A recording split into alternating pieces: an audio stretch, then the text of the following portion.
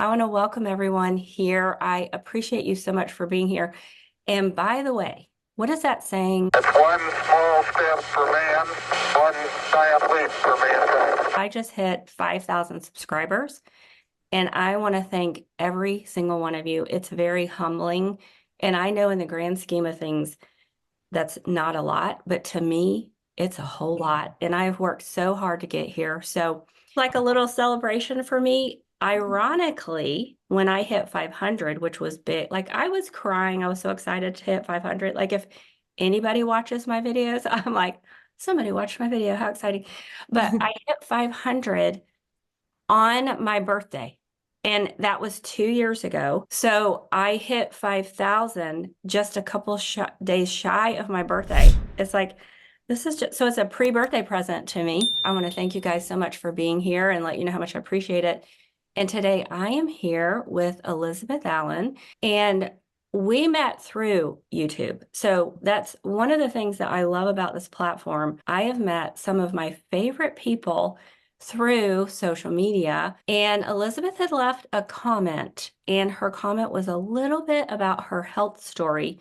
And as soon as I read it, I reached back out and I was like, hey, listen, I would like to talk to you because I want people to hear that healing is real, that doing it through natural ways is 100% possible. As we were chatting, I find out more, and there's just so much information here that is going to be so valuable to the viewers. And so, Elizabeth, I want to thank you for being willing to be here, for being willing to tell your story. So if you'll just tell us a little bit about you and how this ties into what was going on with your health, and we'll get right into it. Okay, sure. Thanks for having me.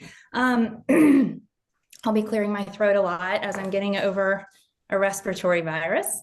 Well, sorry to interrupt, but we were talking earlier because last week I had a little scratchy throat. I felt fine the whole way, but then it kind of like wraps around the vocal cords and it's hard to talk. So I'm sounding raspy. And we were talking, I'm sitting here with mullein, and mullein tea is another great way for you to heal, coat, get rid of that itch. And so I just wanted to talk about that for a second, since that was something that's going on right now, because it's just a great thing that you can get into your life to help with colds and anything that's respiratory. That's what I did. I kind of have a tincture that I make with all the powders and health things that I want to add, and I just threw mullein in there as well. Can't even taste it. So I like it. Do you mind telling us your concoction? oh, I probably have 4 of them, like what I put in my coffee, but that would include mushroom powder with all the different, reishi and every turkey, all of it. So that, I don't know if that counts, putting it in my coffee. And then about 30 minutes before I have breakfast, I do a drink with aloe juice. It's the one that you recommend. I think it's Garden of the Desert. Something like that. Yes, that's the one. So I put the aloe, I use L-citrulline, and then Glutashield for my gut. Those are the main things I put in that one. And then I have my little sipping drink that has electrolytes in it and lemon. Nice. So yeah, all good things. I've got a lot of those. She's learned so much. And she's going to share. She's going to share. I thought I was pretty healthy because, I tried fad diets and I stuck to them pretty well. And so I wasn't overweight and I was working out somewhat. And so I felt like a healthy person. And if anybody had asked me maybe 3 years ago, I would have said, yeah, I'm in perfect health. Barely even need to go to the doctor. I'm fine. But in the fall and winter of 2021, so we're coming through COVID, making it through COVID. And that fall, I started developing really strange symptoms. And I would get dizzy occasionally, and I couldn't figure out what was going on. And as a woman, the first thing we do is chalk it up to hormones. By Christmas, though, I was having these strange symptoms in my hands. I remember my family getting really impatient with me because I was having trouble unwrapping Christmas presents. And it was just making me really grumpy. I just had this irritation. It was primarily here and in my thumbs. So, we started thinking, oh, maybe I need to wear a wrist guard. Maybe this is some form of carpal tunnel, but I didn't really do a lot of computer work and typing, so that didn't make a lot of sense. Everybody I talked to had a diagnosis for me. You know, my brother-in-law said, oh, it's probably gout. That happens to me and my toes when I have gout. So we went through this whole process. I went to my primary care physician and she was kind of baffled, but she gave me a lot of tests. They came back negative. So I went back for a second round of tests. This time it did include a test for Lyme disease, which came back negative. And I want to get back to that later because that's interesting. I don't work in the medical field, so I am not an expert in any of this. But one thing that also baffled me was that my test came back that I did not have inflammation, but you could look at my hands and you could see the inflammation. So there's some sort of a blood measure that they do looking for inflammation, and that came back negative, and that was all the doctor had to work with. So I went to a rheumatologist, and at the time it was really hard to get into one because this was post-COVID and a lot of people were having arthritis issues, probably as a result of the virus. So I went to a rheumatologist. That was frankly a disaster. He couldn't diagnose anything specifically. The best thing though that happened was he gave me a prescription anti-inflammatory pill, which saved me for a long period of time until I finally recognized what the real problem was. So it was definitely masking the issue, but it did deal with inflammation and it helped me make it through the day, because during the months from the beginning of the wrist pain until I finally went to a naturopath a year later, the pain was migrating. And sometimes it would be in my feet, sometimes my jaw, shoulders, elbows, knees, like any joint.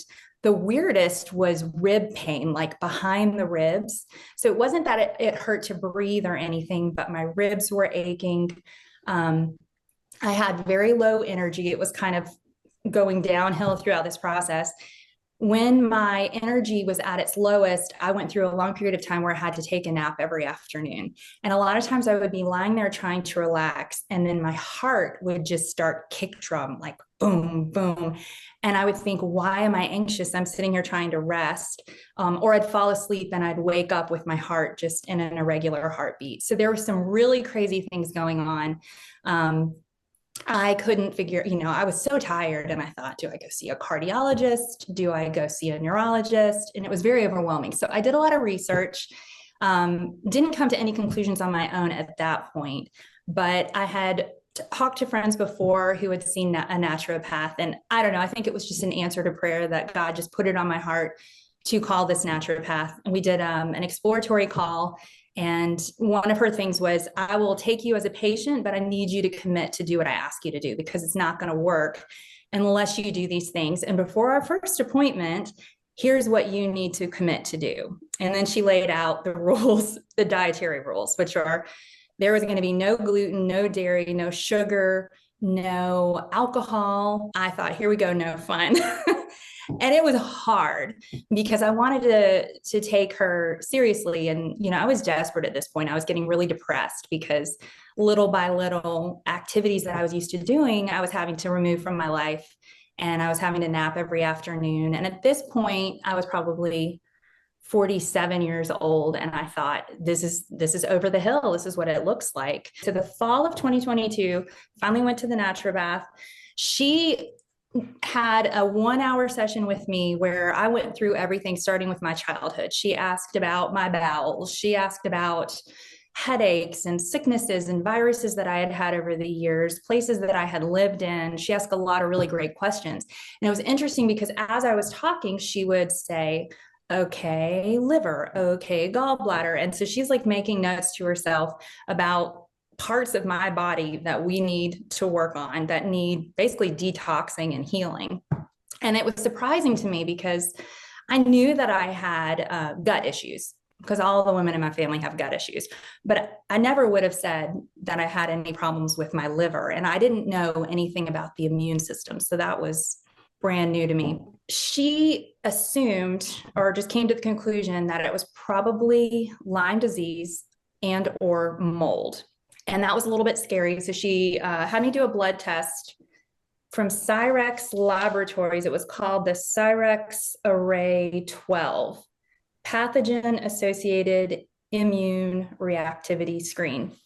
And it is not 12, it's probably about 30 different pathogens. And she called them stealth pathogens. This test was really, really helpful. The first test revealed about 7 pathogens, including latent viruses, molds, and unfortunately Lyme disease. And I was confused about the Lyme disease because I had already tested negative for that with my primary care physician. What I learned through the process, and I still have a lot to learn, there are a lot of different types of Lyme disease. There are Lyme co-infections, and you can test positive for a Lyme co-infection without testing positive for the, the main Lyme disease that people test for in the hospitals. Like, for example, what do they say here? Babesia, Ehrlichia, and Bartonella. And so I had to do a ton of research. Thankfully, Cyrex Labs did have some overviews of what all of these conditions are, how you can get them. I did a lot of Google searching. I mean, it's really interesting because when we think of Lyme disease, we think of tick bites, but some of these showed up as cat scratch fever. That's what it used to be called. And there were many names for it.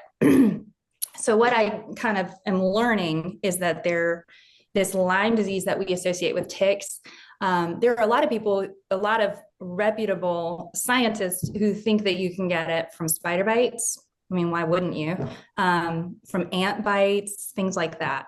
So that makes a little bit more sense when I look at my story. The mold, there were 3 different types of mold that appeared, and then the viruses were nothing serious, thankfully. So the doctor said the best thing we can do is approach this layer by layer. We've got to deal with the viral load, we've got to deal with the mold, and the last thing that we're going to deal with is the Lyme, because Lyme disease can go dormant when you try to attack it. The spirochetes is what they are.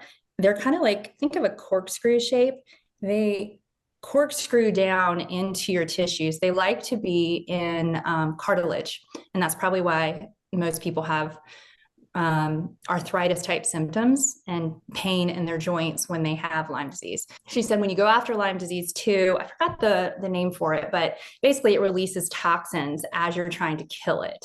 So it can be extremely painful, and a lot of people need binders when they're trying to kill the Lyme. So we can go back to Lyme later, but the point is you've got to deal with viruses and mold before you deal with Lyme. You kind of have to get the top layers off and get your immune system boosted and strong before you start attacking Lyme disease.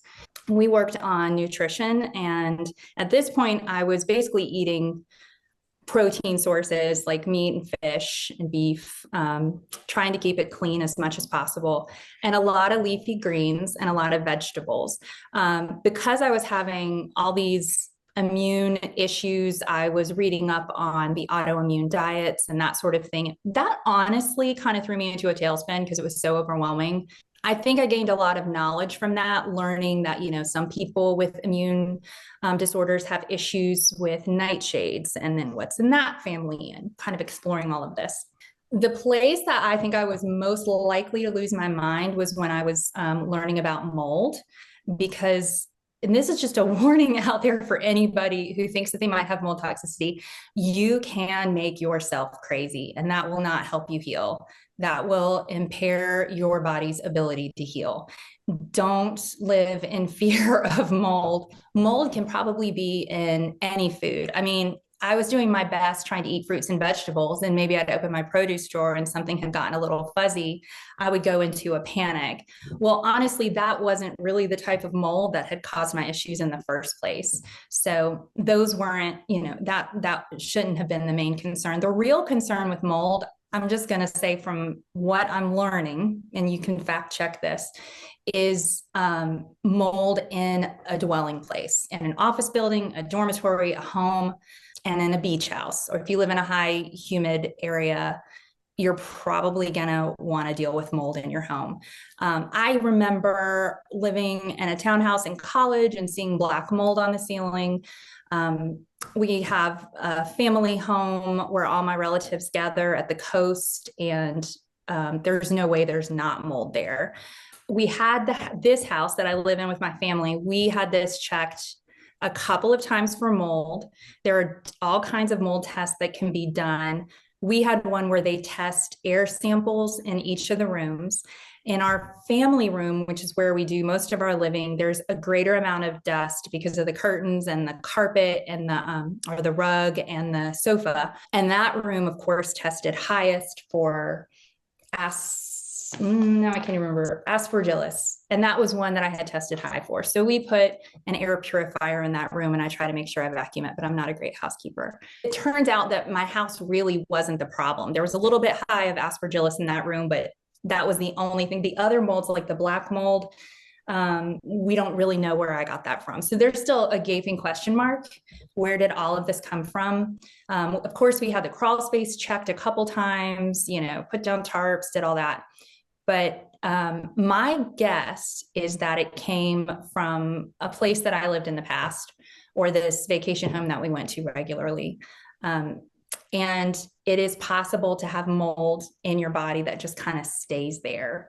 And then when you re-enter a place where there is a mold issue, you'll have more reactions. So one of the things that would happen every time I went to that beach house, I would get kind of like eczema and hives, like little sores kind of on my chest. And I always thought, well, maybe I'm just having a reaction to sunscreen, or maybe it's because I'm out here sweating on the beach. Maybe that's it.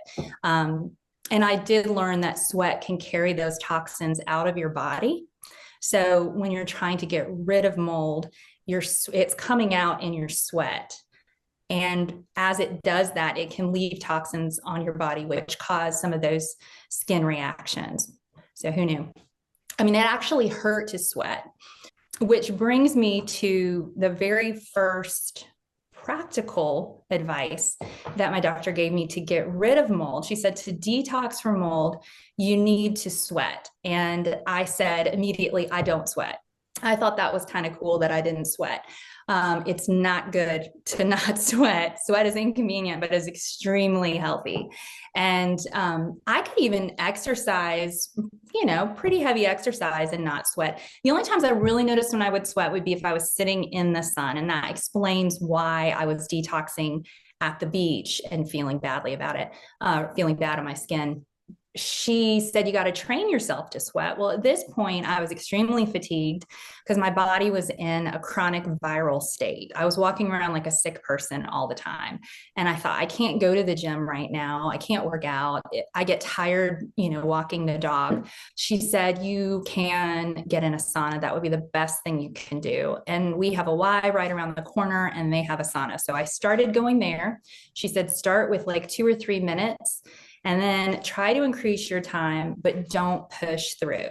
She said, if you start to feel sick in that sauna, you get out. This is not a goal setting kind of thing. You're going to gradually become heat adapted. You have to grow into that. So I started with the sauna, and that went really well. Went back to her office, and she did some testing, and she said, we've conquered the mold. And I was kind of blown away because I thought conquering the mold was going to be a really long process. And, mold can colonize in your body. And I didn't really understand what that could mean. So I was concerned that this would be something that would take a long time to get rid of. But we conquered the mold. And so I don't have a mold issue anymore. However, when I am around mold, I do get eczema and skin reactions. And sometimes that happens at hotels or at other people's homes. So it's still a sensitivity, but it's not that I have mold toxicity at the moment, if that makes sense. So that was hurdle number 1. And that was very exciting and motivating. Okay, we're going to keep moving forward. So then we had to really focus on strengthening my immune system to get ready to conquer Lyme. And most doctors are going to probably put a person on an antibiotic in order to conquer Lyme disease. But that was not an option for me because It is now dependable, but my digestive system has never been steady or dependable. I've always had a problem with constipation. Mold toxicity, Lyme disease, immune disorders, all these things can make that so much worse. Movement was really important. At this point, I was just forcing myself to get some movement. The mental aspect, I probably need to touch on that. You know, your gut and your brain are connected. And there's a ton of information out there about things you can do to heal your brain and heal your gut, heal your whole body. But putting it into practice, the homework that had to be done every day in order to make the program work just made me crazy.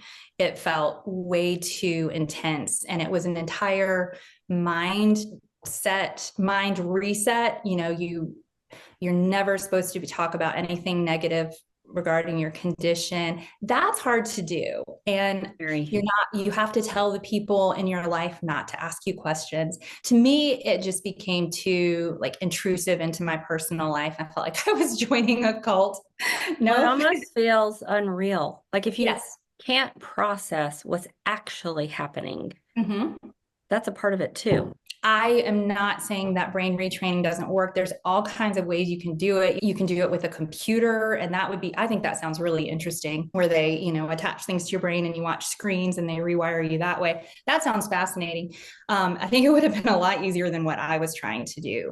As a Christian, you kind of have a built-in way to rewire your brain. You've got access to your creator. And so that was when I finally let go of my 2 solid months of knocking myself out for this brain retraining program and just handed it over to God, it became so freeing. And that's when I felt like, whew, the burden is lifted, and God really did it. And it was good for me because it had me reading my Bible more regularly, and it had me praying more regularly.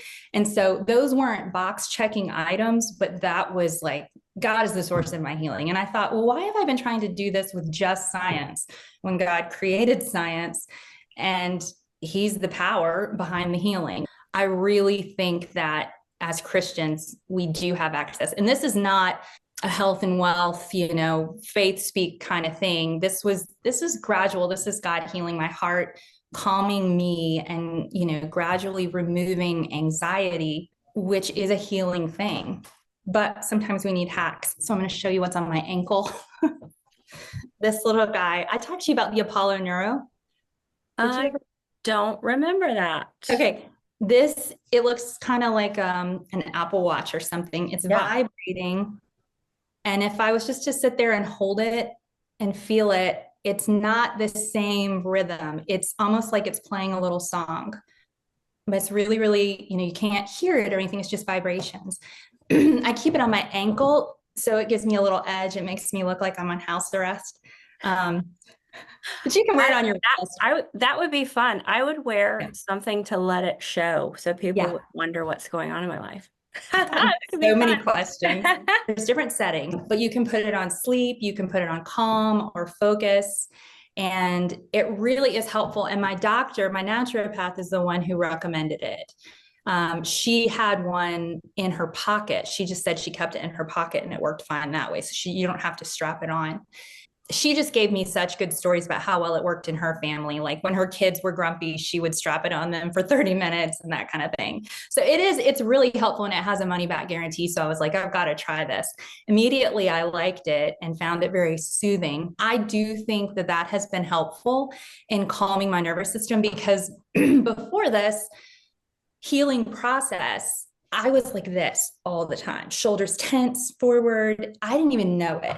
I was always clenching and nervous habits that I wasn't even aware of. And it was just because my nervous system was in fight or flight all the time as a result of the viral load from the mold, from the Lyme, from everything, all piling up. And so I guess the theme here is we chipped away at all of that. We worked with my nervous system. We worked with nutrition, exercise, detoxing. My sleep is so important, obviously, but if you can't sleep, you can't sleep. So that's another thing. The Apollo Neuro is helpful. Magnesium was extremely helpful with sleep.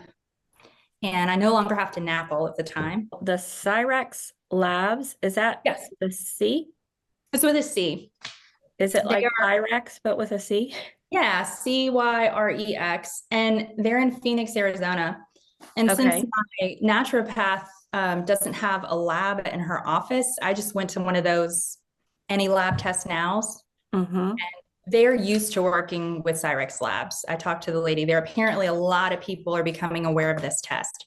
There's a lot of different types of tests out there, but this one worked well. And then I had it done a year later and I was able to compare results. And it was helpful to have my doctor help me interpret those results. The Lyme was the first thing I noticed. I went from out of range red to in range healthy green. So that was incredibly encouraging. Like this whole thing is to help light bulbs go on because we want you well. And we know that when you plug in the three components, which is peace, nutrients, and movement, that we can heal, the body can heal. So you were talking about fear and how fear can hinder healing. And there is so much truth to that. So that's another component that we've got to deal with and get that peace pillar, plug that in. And I want to read something. It's interesting how God confirms things. You'll get hit with this idea, and then it's times two, and then it's times three. I was addressing some things with a friend, some things that she's been going through. And this was in her reading today. And it said, this was from a doctor, actually a neuropsychologist. Our brains naturally focus on negative experiences. Positive movements, on the other hand, require intentional focus to make a lasting impact. So it kind of goes back to what you were talking about, where you're supposed to focus on the positive. However, there's balance, because they were telling you don't ever, to me, that's not living in the real world. Right. We have to develop that balance. Two key phases for shifting this balance: activation and installation. So we have to activate those neuro pathways and we have to speak it. I already had him approve it. So soon I will be coming out with another video with Dr. Ellis again, where we're talking specifically about this. Because a lot of times autoimmune diseases, many people have them, it's the body attacking itself. And a lot of times it can come from the way we feel about ourselves and the thoughts that we continually say. I almost feel like I'm doing an advertisement here, but that's not what this is about. How we view ourselves, what we're speaking to ourselves, that affects us daily. It can actually cause disease, and most disease spins out of emotions. However, there's so many components here because you talked about plugging in the nutrient side, plugging in the movement side, and we have to plug in that peace pillar. And you've hit all of them in what you told us was your healing journey. So it's just exciting to see how it just continues to unfold. Like, this is how we healed, and you completely overcame it. Once you're aware of all of this, it changes your lifestyle. And so whenever I have any kind of symptoms, I immediately approach it as this could be Lyme or this could be mold coming back, but now I know how to Exactly. again. No, I know how to kill it. So now it's more like I got a cold. We know what to do about it. Right. And we're moving on Yeah. instead of we're Amazing. stuck. So the rewiring your brain component, I will be having a video coming out on that soon, and it's super exciting. The neatest things that I learned from the rewiring videos were ways to just bring they talked about your endorphins and all, and then your cortisol. I forgot they had little names for helping you remember the stress hormones and then like the happy hormones and things like that. And the idea was to create more of the good ones and think about ways in your life you can do that. Karaoke with no one around except for a good friend or two. So much fun. I believe it 100%. Great. I mean, all the stupid 80s songs, like I felt such a huge cathartic stress reliever, and there was so much laughing and it was so much fun. I would never do that at a bar in front of other people, but with just a couple friends who you can totally, like, it's play, right? And the idea is play, laughter. I got on Instagram and just created a reel, or not a reel, like a folder. And I got my sister to help me. I was like, send me everything that makes you laugh so hard you can't breathe. And so I started watching funny videos. Then I started thinking about things I liked to do when I was younger that made me happy. And so I got out some paints and started doing things like that. And it was almost like I was going through a midlife crisis because I was exploring all these hobbies and things and, swing dancing with my kids and things like that. But it was so helpful in the healing process. And that is what keeps us young. It's anti-aging. Laughing. What you said about karaoke strikes so much with me because I keep telling people, go in the room and turn on your favorite song and start dancing. Yes. Get back. Like, why do we feel like because we're getting older, we have to turn our backs on all of these things we enjoyed when we were children? Yeah. I'm not It's doing it. crazy. I am not going to. And so I'm the crazy lady who people can make fun of me at the wedding. Oh, look at that old woman on the dance floor dancing by herself. I don't care. I don't care. It Yeah. is my workout time. And Yeah. you know what? You start laughing at yourself. And Mhm. so what better way to live than to be able to laugh at yourself? Rebounder's helpful too. A little mini trampoline, so great for your lymphatic system. And it makes you giggle when you get on there and you can listen to good music and just play around. You know that vibe is the new word. So if you want to be cool, you start Yeah. saying you're vibing. But Okay. you brought up vibe. So you're Apollo Neuro. Let's talk about that. They have a website and it's Apollo, APOLLO, Neuro, NEURO. When I bought mine online, it was only available through their website and it was $350. So it was my big Christmas present. At the time, I think there was $50 off. Right now, they're doing a Kickstarter for the 2.0 version, which is probably going to be better, faster, whatever. But what I'm dealing with now, what I'm using is the most basic version. You can upgrade it. You can upgrade it to kind of read what you need at what time. I don't even think that's necessary. It's more expensive to do it that way. Just the basic functioning was fabulous for me. So, All right. I'm going to actually reach out to them. I think I'm intrigued. I'm very intrigued. yeah. And I know vibration therapy, even magnetic therapy, like there's a lot of value to both of those. And then your sauna. What brand? Do you mind sharing what brand you have? There's a bunch of different ways you can sauna. And by the way, if you can't afford a sauna, you can't, and you don't have access to one like at a Y, or now there's all kinds of pop-up places that you can go to. But if you don't have access to one and it's summertime, you can sit in your car for a few minutes with the windows up, Okay. you can That's take, cheap. That's yeah, cheap. it's cheap. I like that. My doctor said she had patients who sat up in their attics for a little while where it was hot. I would think that would be pretty musty, but Yes. And you might get mold, but no, I'm just kidding. I have no yeah, idea. that's what I was You thinking. want to be careful. Hot baths with magnesium salts. That's another great way to do it. Okay. I just went straight for a regular sauna because that's what my Y had. And then when I got one, we got an infrared. Is it Rhonda Patrick? I think that's her name. Okay. She is a super scientific analyzer of health things. And how's that? Using a sauna 4 times a week for 20 minutes will decrease your all-cause mortality kind of thing. Okay. So it's life extending. So I ended up getting one off of Amazon that you walk in, it smells like hemlock. So it's got the nice woody smell. It's about 3 feet wide on the inside with a little bench and you can sit in there, barely stand up. It's infrared light, so you don't see the light. You can get in there with your skin uncovered. You are allowing that to penetrate deep, deep, deep into everything while you're sweating. Do a lot in there. That was so helpful. And I haven't been using it as much because honestly, it's kind of a pain if you've got long hair. You have to wash your hair more frequently because you're going to be sweating a lot. Right. Sweating much more than I would in exercise. But it's incredibly relaxing. It's also helpful for pain. So if you are struggling with pain and you're in an inflamed state, it's just as soothing as like a magnesium bath is, honestly. Well, I'm going to have to get in touch with Rhonda Patrick and see if she's willing to do an interview with me. I just want to Yeah. talk about how when you and I were talking before, Christmas, Mhm.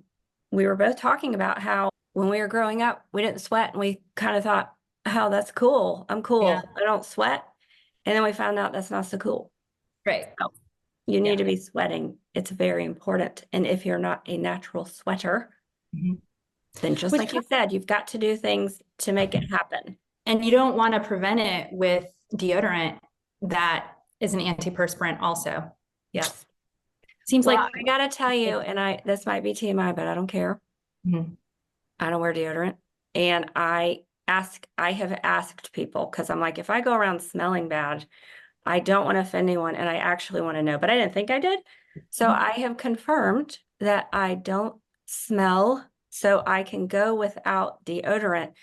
But the reason why I wanted to bring that up is because so many people do it because they've been told to do it, and you might not even need it.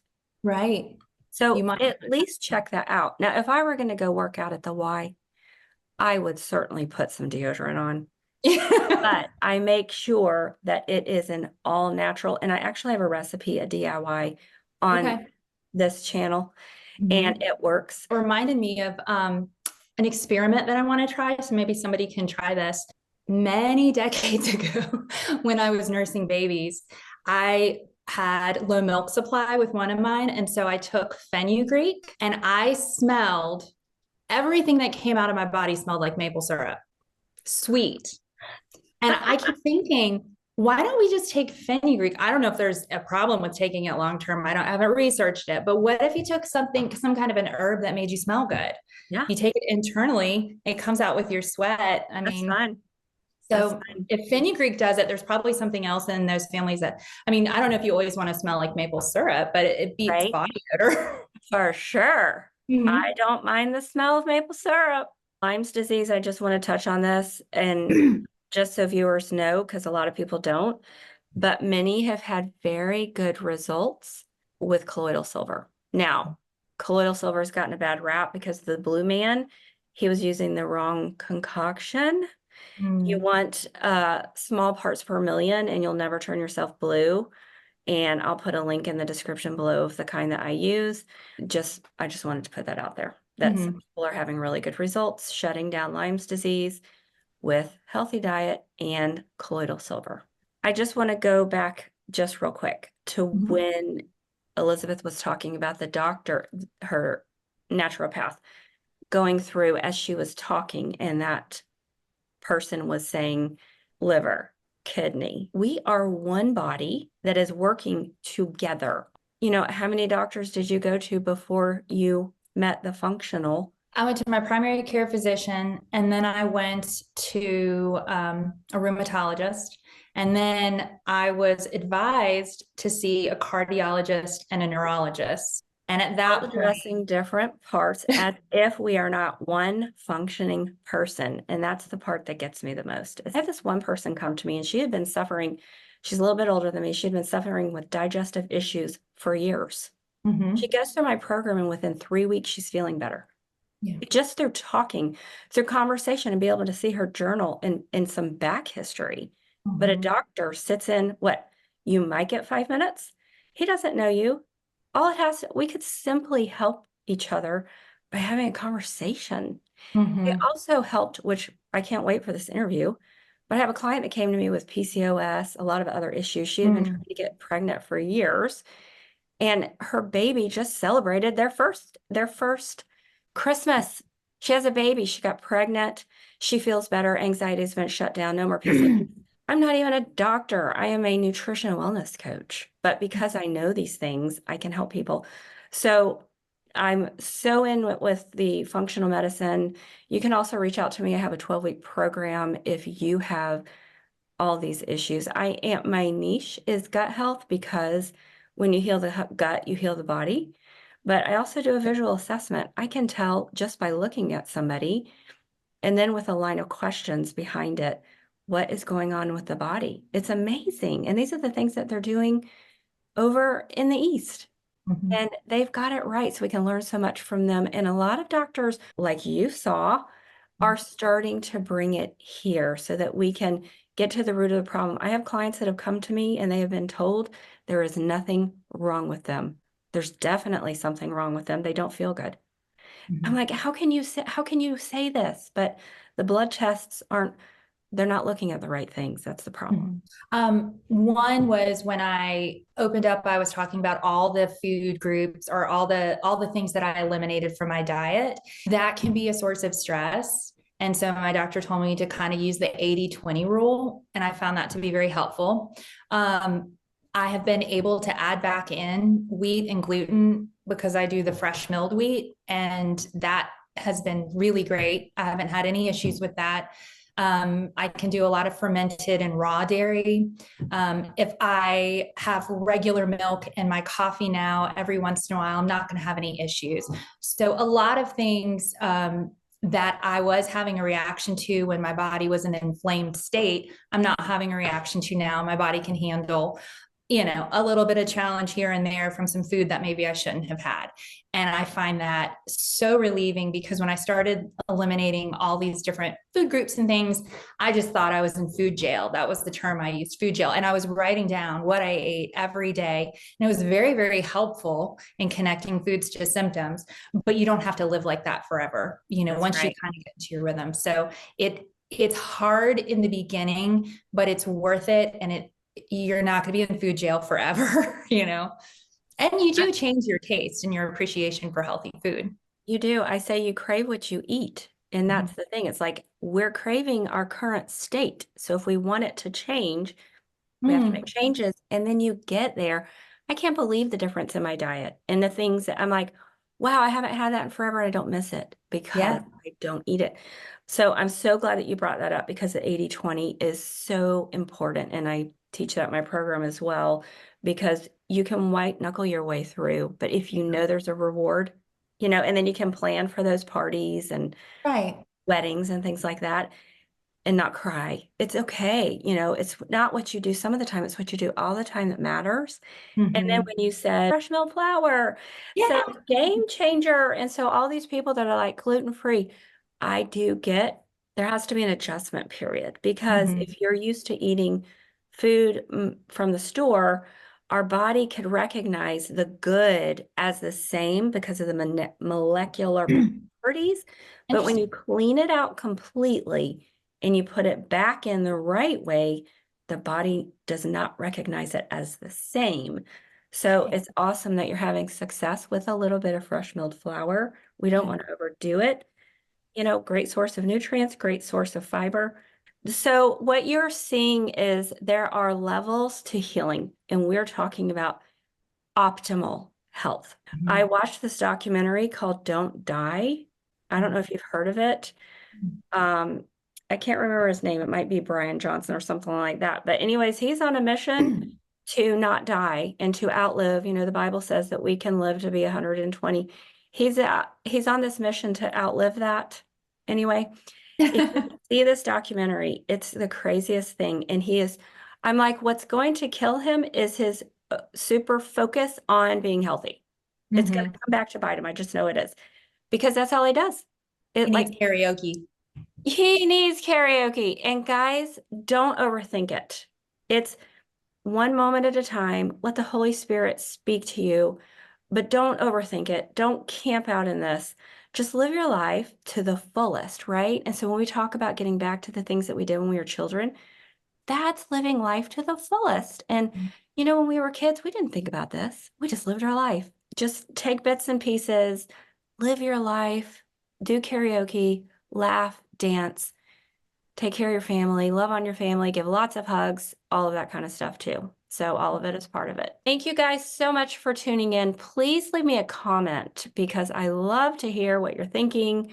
And, I don't always get pleasant comments. I can handle it. It's fine. Not everybody loves everything. So, I can take the good with the bad, but I definitely enjoy hearing from you. 2025 is off to a really good start. So take care of yourselves and tune in for all good things that are, my platform is here to help us build optimal health. So you guys have a great day and don't forget to subscribe. Put a lot of information in the description below. Bye for now.